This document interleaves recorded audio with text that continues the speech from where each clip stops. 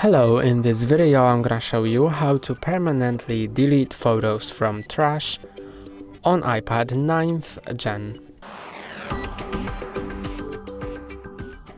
To permanently delete photos, go to the Photos app, then choose a photo you want to delete and click on this trash button, Delete Photo.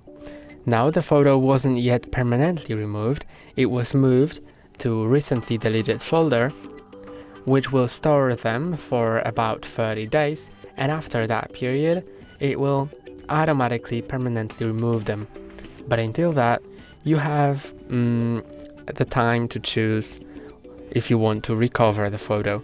If you want to permanently remove it now or recover it, go to Utilities, Recently Deleted.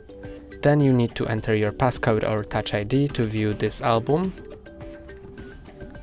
And now you can see this recently deleted here. And to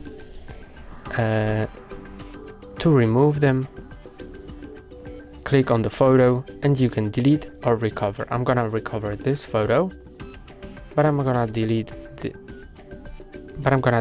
this photo and this one.